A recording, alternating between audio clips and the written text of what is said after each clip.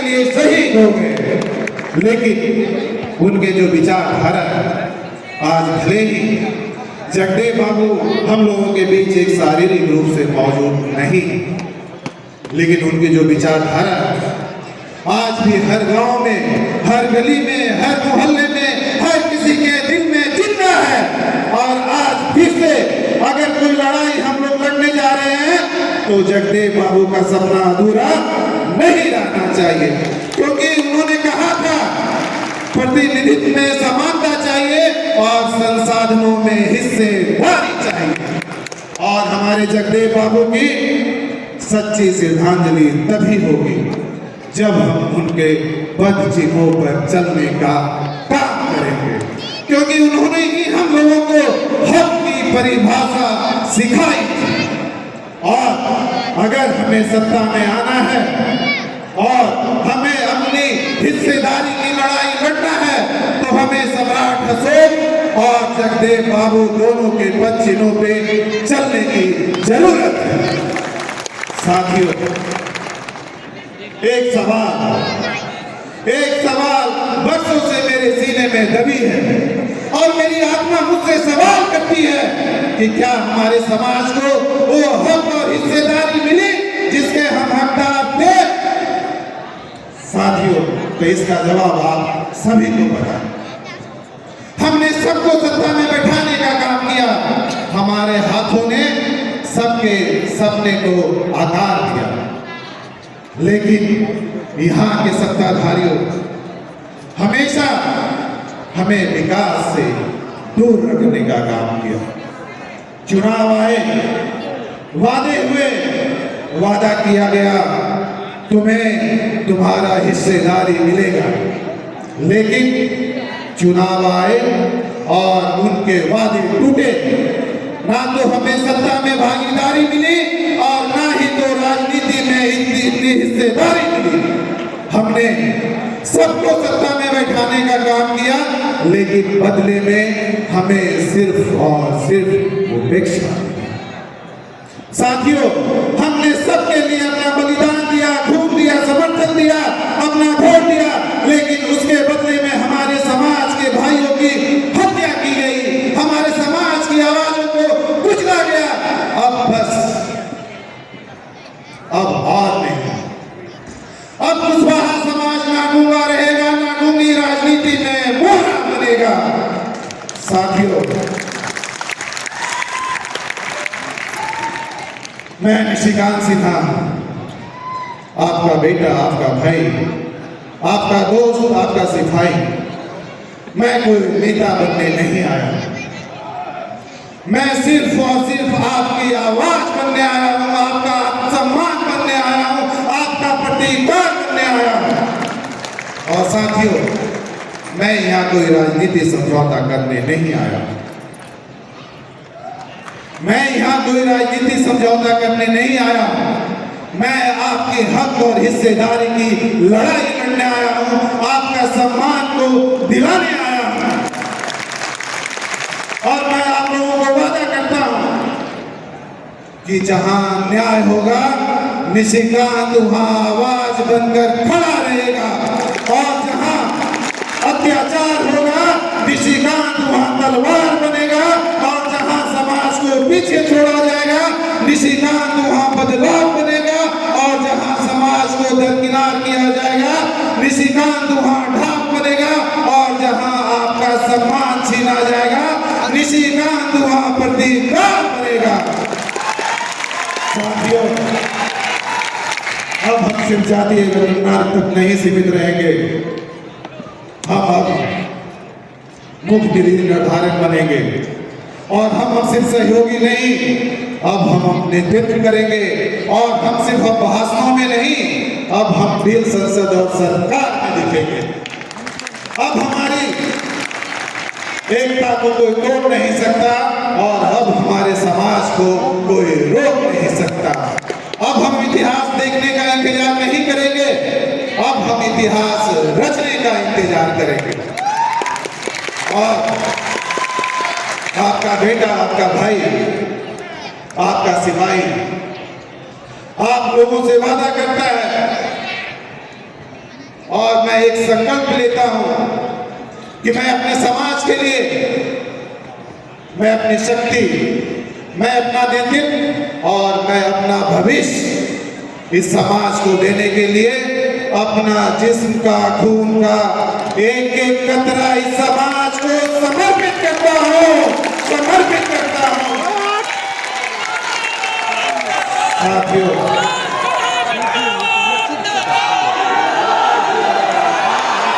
साथियों, आप लोगों का यही प्यार और यही समर्थन मुझे इस लड़ाई में ताकत देती है। और साथियों, आज का मैं जो दिन है, ये मैं कोई भाषण देने के लिए नहीं आया हूँ। मैं सिर्फ और सिर्फ आप लोगों को जगाने के लिए आया हूँ, ताकि आने वाले समय में आप अपने हक की हिस्सेदारी के लिए लड़ाई लड़े और जो सम्राट अशोक एक इतिहास रच कर गए थे, वो फिर से हम लोग इतिहास रचने का काम करेंगे। और हम लोग जो बोलते हैं, हमारा समाज जो बोलता है कि हम सम्राट अशोक के वंशज हैं और जगदेव बाबू के अनुयायी है, सब झूठ, सब झूठ। अगर आप सच में सम्राट अशोक के वंशज होते तो आप दूसरे का झंडा ढोने का काम नहीं करते। सम्राट अशोक के वंशज कभी भी दूसरे का झंडा नहीं ढोए, तो हम फिर किसी और का झंडा और किसी का झोला क्यों ढोने का काम करेंगे। हम तो उन्हीं के वंश हैं, हम तो उन्हीं के अंश हैं और हम जगदेव बाबू के अनुयायी भी हैं। तो हम झंडा ढोने का काम नहीं करेंगे, हम खुद पूरे देश को झंडा ढुलवाने का काम करेंगे और आने वाले समय में अपना हक और हिस्सेदारी लेकर रहेंगे। इसके लिए आप सभी को एकत्रित होने की जरूरत है और सिर्फ मैं आप लोगों के लिए अपना सब कुछ छोड़कर, अपना व्यापार, अपना बिजनेस, अपना परिवार, अपना बच्चे, अपने सब कुछ छोड़कर सारा कुछ सिर्फ समाज के लिए मैंने दाव लगाया, ताकि आने वाले समय में हमारा समाज एक मजबूत और एक सशक्त समाज बने। आने वाले समय में हमारा 90% समाज को उनके हक और हिस्सेदारी मिले और आने वाले समय में हमारा बिहार एक विकसित बिहार बने। इसके लिए साथियों, आप सभी को अपनी सोच को बदलने की जरूरत है और एकजुट होकर लड़ाई लड़ने की जरूरत है। और मैं किसी से डरने वाला नहीं हूँ। मैंने पहले भी कहा था कि अगर मुझे अपने समाज के लिए अपनी शहादत भी देनी पड़ी तो मैं देने के लिए तैयार। सिर्फ और सिर्फ मुझे आपका साथ चाहिए। अब ये जो हमारी लड़ाई है, ये आर पार की लड़ाई है, ये आर पार की लड़ाई है। साथियों, आप लोगों ने देखा है कि पिछले 2 सालों में हमारे समाज की भाइयों की कितनी हत्याएं हुई। करीब 2 साल में 200 हत्याएं हुई। लेकिन कोई भी हमारे समाज के नेता या सरकार इस पर बोलने के लिए तैयार नहीं। बात सिर्फ हत्याएं की नहीं है, बात सिर्फ एक व्यक्ति की हत्या की नहीं है। बात है कि हमारे समाज की पहचान को मिटाने की कोशिश की जा रही है। बात यह है कि हमारी विरासत को खत्म करने की कोशिश की जा रही है। और इस हत्याएं पे सरकार कौन है? प्रशासन चुप है और न्याय व्यवस्था तमाशा देख रही। क्या कुशवाहा समाज की जान की कोई कीमत नहीं? क्या हमारे आंसू, हमारे खून, हमारे मातम का कोई मोल नहीं? जब भी हत्याएं होती है, मुख्यमंत्री साहब व्यस्त हैं, सरकार चुप है और हमारे समाज के नेता गायब हैं और हमारे नौजवान मरते जा रहे हैं। पटना में दिन दहाड़े हमारे समाज के भाइयों को गोली मारती जाती है। सीतामढ़ी में हमारे भाइयों की निर्मम हत्या की गई। सीतामढ़ी के बाद सासाराम में हमारी स्नेहा कुशवाहा बहन की करके फांसी पे लटकाया गया और उसके माता पिता को अपनी ही बेटी की लाश देखने की चाहत पूरी नहीं हो पाई। कैसा शासन है, कैसा शासन है जहां नौजवान जिंदा नहीं, बेटी सुरक्षित नहीं और हमारे नौजवान मारे जा रहे हैं। क्या यहाँ जिंदा रहने का चाहत भी एक साजिश मानी जाएगी? क्या यहाँ इंसाफ मांगना भी एक गुनाह है क्या? साथियों, जब किसी माँ की गोद सूनी होती है तो सिर्फ एक बेटा नहीं मरता है, बल्कि समाज की आत्मा रोती है। और एक माँ बोलती है कि मुझे न्याय चाहिए, पर वो माँ की आंसू अब ठहरेगी नहीं, अभी गुस्सा हमारा रुकेगा नहीं। अब हर माँ बोलेगी और एक संकल्प लेगी कि मुझे न्याय चाहिए, और हर यहाँ पे युवा बोलेगा मुझे रोजगार चाहिए, हर बेटी कहेगी मुझे सुरक्षा चाहिए, हर व्यक्ति बोलेगा मुझे जिंदगी चाहिए, और बिहार के हर गली मोहल्ले से एक आवाज आएगी मुझे निशिकांत चाहिए, मुझे निशिकांत चाहिए।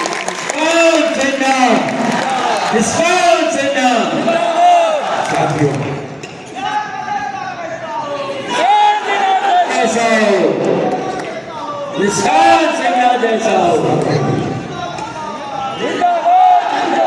हमने